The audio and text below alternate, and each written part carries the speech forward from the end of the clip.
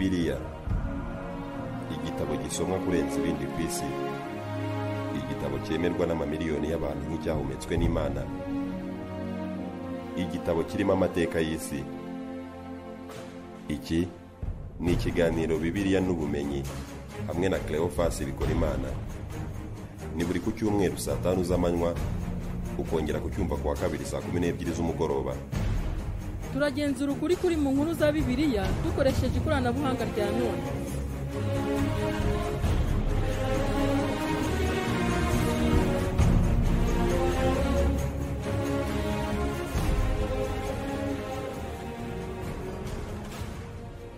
Kuri ubu hari izina wakwita umwana wawe nyamara yamara gukura akarihindura bigeretseho no kukwanga.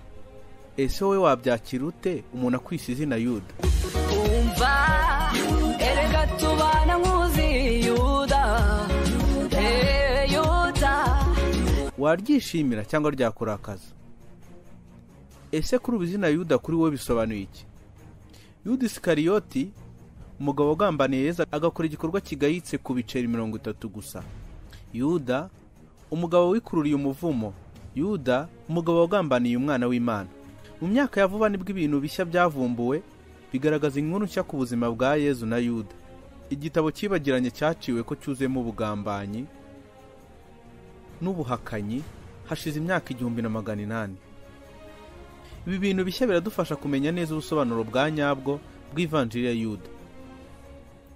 Kandi Damos, umwarimu muri kaminuza ya Notre Dame, arakomeza.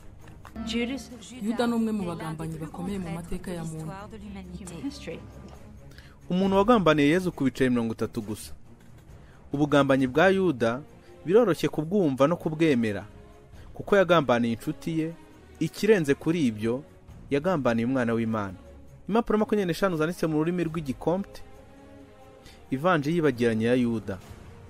Iyo Ivanjili yerekana ko tudakwiye gusuzugura uwo mugabo. Izo mpapuro iyo uziteranyije bigufasha gusoma byuzuye Ivanjili ya Yuda, igaragaza uruhare rukomeye rwa Yuda mu mateka ya muntu. Ariko si ubundi kubera iki Yuda yagambaniye Yesu? Iki ni ikibazo buri wese yakwibaza. Muri Bibiliya mu Isezerano Rishya, Yesu yatangiriye ubutumwa bwe muri Yudeya na Galileya, maze akusanya abo yabonaga bazamufasha mu butumwa bwe. Muri abo yatoranyijemo 12, abagira intumwa ze zizamuba hafi. Yakusanyije abo 12 nk'abantu yabonagamo abantu bazamukurikira kandi bazasigara bigisha ibyo babonye n'ibyo bumvishe kuri we. Mu ntumwa dusangamo ingeri zitandukanye nk'uko dusangamo abarobyi n'abasoresha. Yesu yifuzaga mu ntumwa ze abantu batandukanye b'ingeri nyinshi. Yuda ashobora kuba ari we Yesu yatoranyije bwa mbere. Yesu yari azi neza gutoranya no kureba umuntu wa nyawe akeneye. Abo yahisemo bose yari azi icyo bazamufasha. Yuda yari umubitsi mu ntumwa, niwe Yesu yeguriye amafaranga. Yesu yabonyemo Yuda umuntu yari akeneye mu ntumwa ze. Kandi Damos, umwarimu muri kaminuza ya Notre Dame, arakomeza. Twafata ko bari nk'inshuti kandi ko n'umubano wabo wari mwiza. Tim Gray, umwarimu mu ishuri rya Augustine Institute, Il est spécial. Ni umuntu w'umwihariko. Yari afite umwanya w'ingenzi, gusa hari ikintu cyaje kumubaho cyatumye ajya kure ya Yesu akamukuraho icyizere kugera naho amugambaniye. Et finalement à le trahir. Amavanjili yo mu Isezerano Rishya abari inkuru y'ibyabaye mu nkengero z'umujyi wa Yerusalemu. Ivanjili ya Yohana ivuga ibyabaye mu nzu ya Lazaro, umuntu Yesu yazuye. Iminsi mike mbere y'urupfu rwa Yesu, umugore yaraje maze amusuka umubavu w'igiciro ku birenge maze amuhanaguza imisatsi ye. Mariya, umubavu yasutse ku birenge bya Yesu, agaciro kawo kari gahwanye n'amafaranga umuntu ukoranganya akabyizi w'icyo gihe yari gukorera mu mwaka wose. Iryo sesagura abantu ryarabababaje, cyane cyane Yuda, umubitsi w'iryo tsinda. Kubera icyo upfushije ubusa uwo mubavu? Ibyo Yesu yasubije Yuda nabyo ntibyamushimishije. Yuda kuri we, uwo mubavu uhenze, yumvaga ibyiza ko ari ukugurisha maze amafaranga avuyemo agahabwa abakene. On aurait pu en tirer plus de 300 deniers et les donner aux pauvres. Kandi Damos, umwarimu muri kaminuza ya Notre Dame, arakomeza. Jésus a porté un peu partout le message qu'il fallait aider les pauvres. yezu aho yajyaga hose yatangaga ubutumwa bwo gufasha abakene, bwo gutanga ibyo umuntu afite akabiha abakene, nyamara yaje kureka umugore amusukaho uwo mubavu. aha ni nk'aho yezu yagaragaje ko hariho amabwiriza atandukanye kuri we n'intumwa. aha nawe wakumva impamvu ibi byamubabaje. ibi byababaje Yuda, maze nyuma yaho nibwo yahise ajya kureba abayobozi, arababwira ati ndabaha Yezu. Je suis avec Jésus de Nazareth. Je peux vous le livrer. gusa bukeye bwaho Yuda yari hafi ya Yezu ubwo binjiraga mu mujyi wa Yerusalemu bagiye muri Pasika y'Abayahudi, aho babaga bibuka ivanwa ryabo mu Misiri. umunsi mukuru wa Pasika y'Abayahudi wamaraga icyumweru cyose, aho babaga bibuka ivanwa mu Misiri ry'abasekuruza babo. ukuza mu mujyi kwa Yezu byatumye imbaga y'abantu imushagara, ibintu byari igisebo ku bayobozi. ni igihe cyo gusuzugurwa ku baromani, kubera ko hari habonetse umuntu mu mujyi abantu bishimiye utari umuyobozi w'umuromani. Pasika y'Abayahudi yabibutsaga kuva mu bucakara ku ngoyi y'Abanyamisiri, gusa habizihizaga Pasika bari ku ngoyi y'Abaromani. ibyo byose byabaga mu mujyi wa Yerusalemu, Abaromani babibona, ari nacyo cyateye abigisha amategeko n'abayobozi bakuru mu idini ry'Abayahudi babona ko hari igikwiye gukorwa amazi atararenga inkombe. ibi byaganishaga ku bugambanyi bwaranze amateka ya gikristu. Yuda yari hafi yo kugambanira Yezu. twakwibaza tuti kubera iki Yuda yabikoze? ese Yuda yari azi ibyo arimo gukora, cyangwa yataye umutwe ashiduka yakoze ibara? Nicholas Dinzi Lewis, umwarimu muri kaminuza ya Brown, arakomeza. tuzi icyabimuteye, dushobora gutekereza impamvu nyinshi. mu Ivanjili ya Matayo, Yuda yagambaniye Yezu ku biceri 30 gusa. Padiri James Martin, umupadiri wo mu muryango w'abihaye Imana w'Abayezuwiti, akaba yaranditse igitabo cyitwa Jesus a Pilgrimage, igitabo cyerekana ubuntu bwa Yezu, uburyo bwo gusenga n'ibindi. nawe hari uko abibona. Je ne pense pas que l'argent soit la raison. Sinekereza ko amafaranga ariyo mpamvu. Yuda imyaka yabanje yari umutunzi imijyi ya Yudeya na Galileya. Ntabwo rero yarashishikajwe n'amafaranga. Ni ukubera iki rero yamushishikaje? Niyihe mpamvu yaba yarateye Yuda kugambanira Yezu? Certains experts pensent que Judas était un zélote. hari inzobere zatekerezaga ko Yuda yari umuzerote. Abazerote ryari itsinda ryaharaniraga impinduramatwara batari bashyigikiye ingoyi y'Abaromani. niba Yuda yari ari muri iryo tsinda, yari ababajwe n'uko Yezu ntacyo yakoraga, ko atagaragazaga uruhande ariho. Rabbi Joshua Galloway, umwarimu wo mu ishuri ryitwa Hebrew Union College, arakomeza. Birashoboka ko yatanze Yezu yizeye ko Yezu hari ikintu aza gukora gikomeye cyari kubirindura ubwami bw'Abaromani. Capable de renverser l'empire romain. Ibi byose turabyibaza uyu munsi, ariko mbere y'ifunguro rya nyuma byari bitaraba. Mu Gifaransa ni la dernière scène. Cena mu Kilatini bisobanuye ifunguro. Ifunguro rya nyuma aho ryabereye ni muri Cenacle. Mu gihe Yesu n'intumwa ze bazaga gusangira bwa nyuma, umwuka mubi wari uri gututumba. Kuva Yesu yagera mu mujyi wa Yerusalemu, urwango yari afitiwe n'abigisha amategeko ndetse n'Abaromani rwari rwiyongereye. Ibintu bidasanzwe byari birimo gutegurwa. Gusa mu gihe basangiraga Yesu n'intumwa ze, bari bishimanye. Gusangira ifunguro ni nko kuba mu muryango. Gusa nyuma yaho ibintu byarahindutse. Mu Ivanjili ya Yohani, umutwe wa 13, umurongo wa 26, havuga ko Yesu yabwiye intumwa ze ko hari ugiye kumugambanira, ati uwo turahuriza intoki mu mbehe hari abagiye kungambanira. Aha Yuda yahise yibonamo umugambanyi maze ahita agenda. Nyuma y'ifunguro dusomamo umurima w'Igetsimani. Aho ni nk'ijoro ritarangira.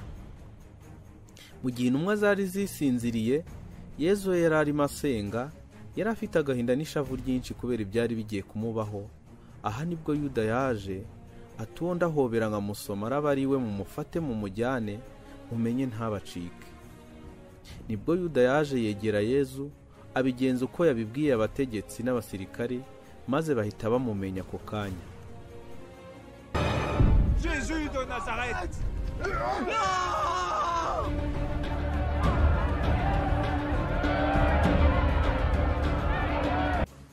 Aha niho Yuda yinjiye mu bicibwa agambanira Yezu. Aha niho izina Yuda ryabaye ubusobanuro bw'ubugambanyi. Uyu niwe Yuda nk'uko Bibiliya ibitubwira. Gusa hafi imyaka 2000 nyuma yaho, inkuru itandukanye niyo tumaze kubona yagiye hagaragara. Ivanjili yabuze ya Yuda igaragaza ubundi buryo kuri icyo gikorwa kigayitse cy'ubugambanyi. Mu mwaka w'1978 havumbuwe agasanduku kakoze mu ibuye mu butayu bw'Abanyamisiri. Hari harimo inyandiko yanditse nk'inyandiko za Bibiliya yanditse mu rurimi rwa kera. Nta muntu wahise amenya icyo iyo nyandiko yavugaga. Nyuma yo kujyana iyo nyandiko mu masoko atemewe, amwe bita black market cyangwa marché noir, amasoko y'ibya kera, iyo nyandiko itangaje yaje kugera i Geneve mu Busuwisi. Aha ni ahantu habereye amabanki n'abantu bifite. Uhasanga mu masoko yaho ibintu byinshi bya kera kandi by'agaciro by'imboneka hake. Stephen Mayer, inzobere mu ndimi za kera, nibwo yaje Geneve kwihera ijisho kuri iyo nyandiko. Stephen amaze kubonamo ijambo Yuda, gusa atabonaga neza, we na bagenzi be bifuje kugura iyo nyandiko, gusa batunguwe n'igiciro Abanyamisiri babaciye. Bifuzaga miliyoni 3 z'amadolari. Iyi nyandiko yari ihenze pe. Abanyamisiri bafunze agasanduku bari bazanyemo iyo nyandiko barigendera. Nyuma baje kuyijyana i New York, ariko naho babura umuguzi.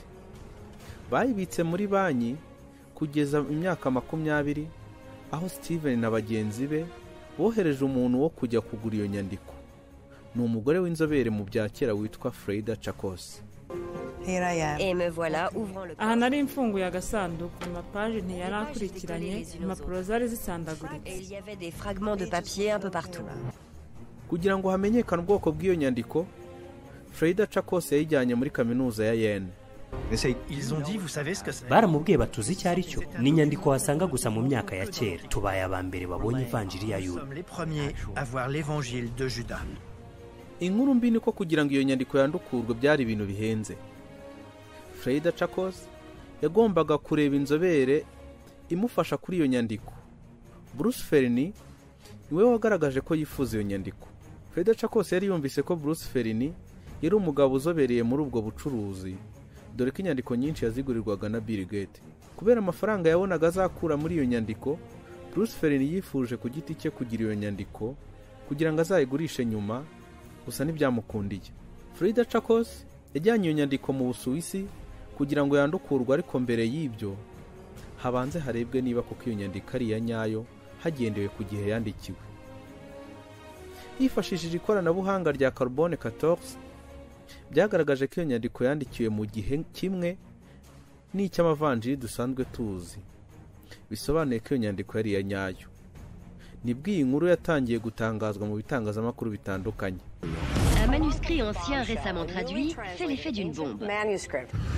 Un sujet aux proportions bibliques.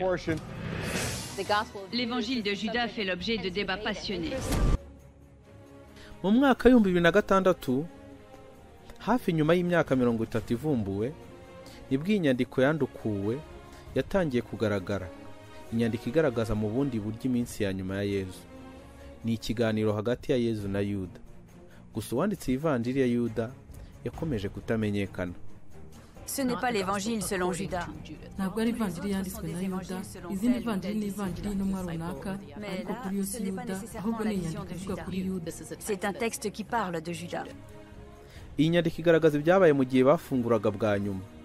Gusa uko Yezu na Yuda bagaragara bitandukanye n'uko tubaze muri Bibiliya. Yezu wo mu Ivanjili ya Yuda atandukanye n'uwo tubona mu isezerano rishya ryo muri Bibiliya. Yari umuntu wavugaga mu mvugo ijimije, ku buryo intumwa byazigoraga kumva icyo yabaga ashaka kuvuga. Ariko nuko Yuda agaragara nabyo biratandukanye.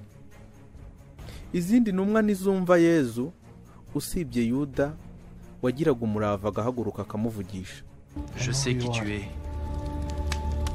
et d'où tu viens. et je ne suis pas digne de prononcer le nom de celui qui t'a envoyé. nzi uwo uri we, nzi n'aho ukomoka, gusa sinkwiye kuvuga izina ry'uwakohereje. Aha Yezu yari abajije intumwa ati, uko turi hano nihagira umbwira intungane iri hano. Yuda agaragara nk'intumwa Yezu yari azi ko azi kuvuga ashize amanga. Yuda yumvaga vuba inyigisho za Yezu. Mu gihe bafunguraga Yezu yashyize Yuda ku ruhande, amusobanurira amwe mu mabanga, anamusobanurira uruhare azagira mu icungurwa ry'ikiremwa muntu. Ivanjili igaragara mu bundi buryo, icyo birayise ubugambanyi bwa Yuda, kuko aha Yuda agaragara nk'umwere kuko yakoze ugushaka kw'Imana. Ubwo bafunguraga Yezu yagiye ku ruhande hamwe na Yuda, maze agira ibyo amusobanurira binyujije mu ibonekerwa. Elaine Pagers, umwarimu muri kaminuza ya Princeton, arakomeza.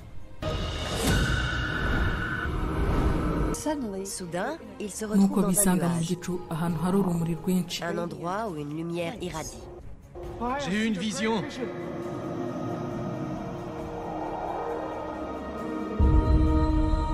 J'ai vu une maison. Mes yeux ne pouvaient en appréhender la taille. Ngize amabonekerwa, mbonye inzu ariko amaso yanjye ntiyashobora kubona ingano yayo. Aha Yuda yari agiye kwerekwa.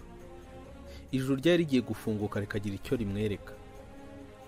Aha Yezu yaramusubije ati, nagusobanurira amayobera y'ubwami. Aha Yezu yamusobanuriye ko icyo agiye gukora ari ugushaka kw'Imana. Ce n'est pas un traître. Ntabwo ari umugambanyi. Igikorwa cye cyatewe n'amafaranga, ubugome, ishyari, nta kindi ahubwo ni ukubaha amabwiriza ya Yezu. Par l'obligation d'obéir à Jésus. Yuda yinjiye muri rwa rumuri ahantu yari agiye kwerekwa. Yuda yahise ahindurwa n'uko kwerekwa, ahita asobanukirwa ko ari igikorwa azagiramo uruhare. Yezu yashakaga kwitangaho igitambo, maze asaba Yuda kumugambanira. Yuda ati, kubera iki nge? Yezu aramubwira ati, kubera ko ari wowe undi hafi, ndagusabye ngo ubinkorere. Yuda yakoze icyo Yezu yashakaga ko akora. Ngira ngo yibuka ko Imana yohereje Yezu ku isi kugira ngo acunguze urupfu rwe, ibyaha bya muntu. Hari umuntu wagombaga kumugambanira. Hari umuntu wagombaga kumufasha kurangiza uwo mugambi. Yezu yavugaga ko agomba gupfira ku musaraba kugira ngo asohoze ubutumwa bwamuzanye ku isi. Mu buzima busanzwe, Yuda yari umuntu mubi, ahubwo yari umuntu wahoranaga na Yezu.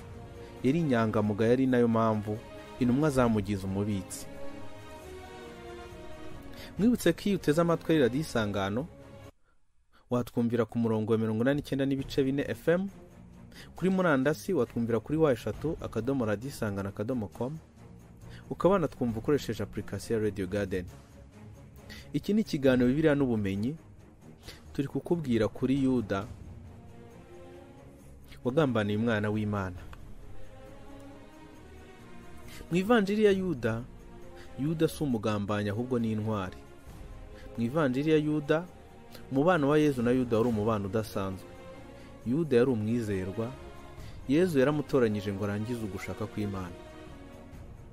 Gusa iyi nyandiko ntiyari yuzuye.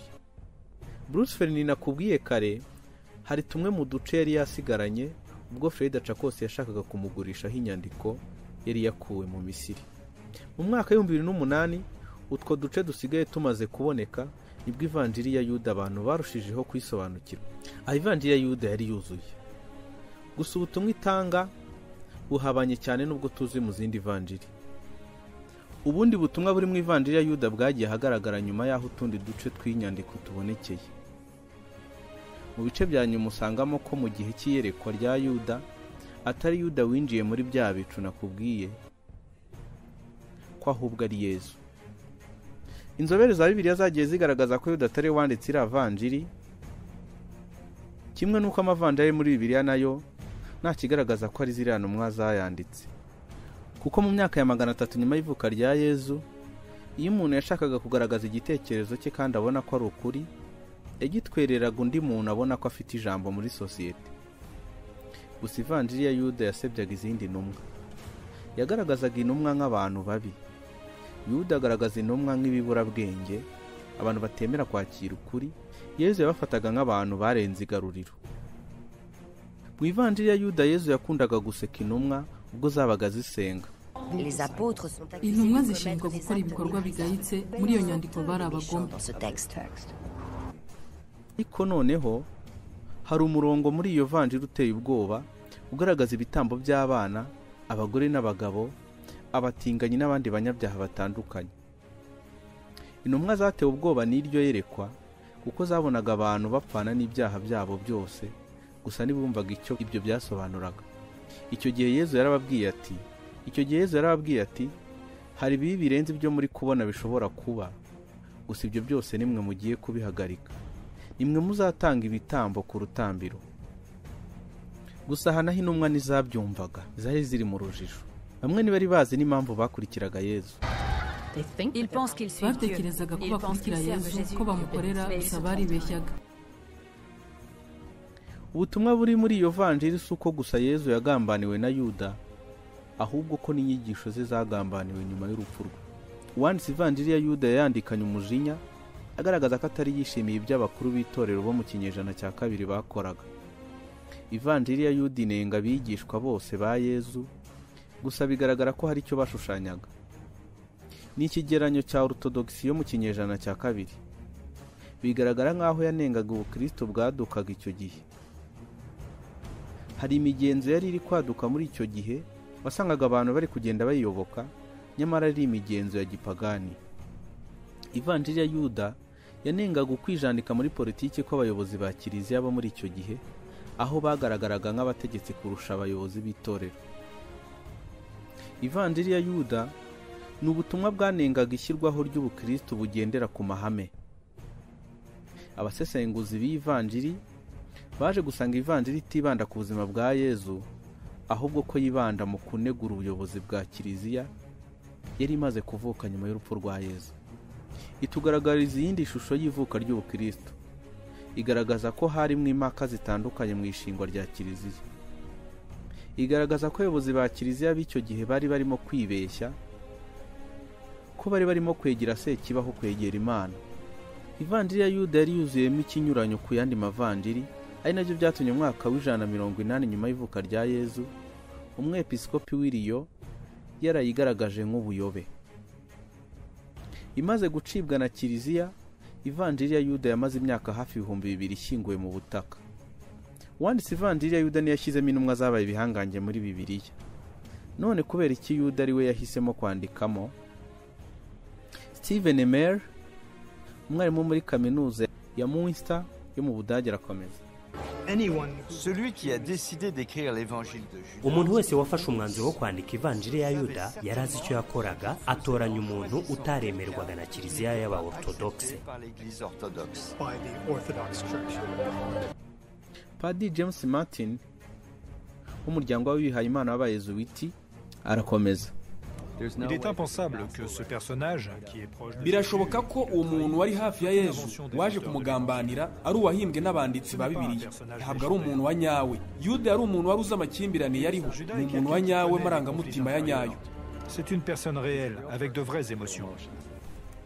Yuda yari umuntu wari warashyize ibyiringiro bye muri Yezu, gusa ari n'umuntu washiraga amanga akamubwira ibyo atumva ku nyigisho ze.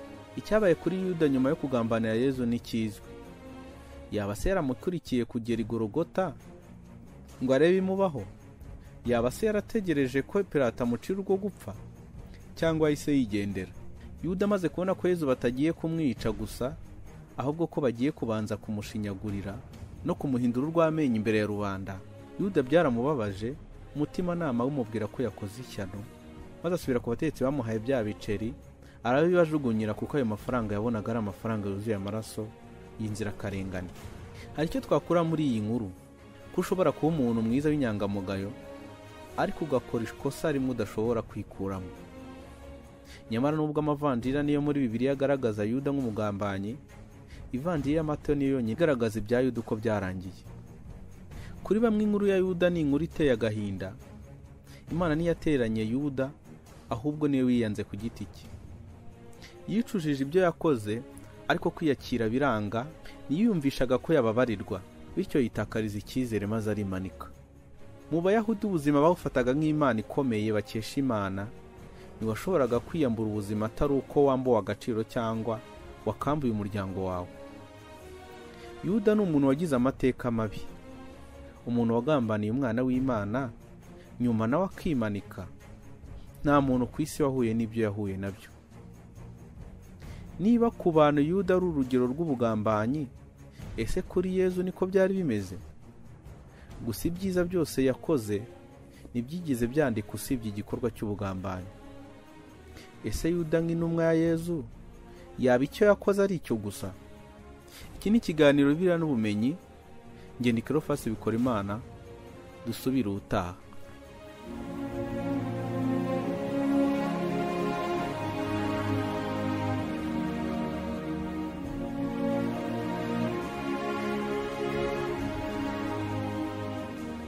Bibiliya, igitabo gisomwa kurenza ibindi ku isi, igitabo cyemerwa n'amamiliyoni y'abantu nk'icyahumetswe n'Imana, igitabo kirimo amateka y'isi. Iki ni ikiganiro Bibiliya n'ubumenyi hamwe na Cleophas Bikorimana. Ni buri ku cyumweru saa 5 z'amanywa, ukongera kucyumva kuwa kabiri saa 12 z'umugoroba. turagenzura ukuri kuri mu nkuru za Bibiliya dukoresheje ikoranabuhanga rya none.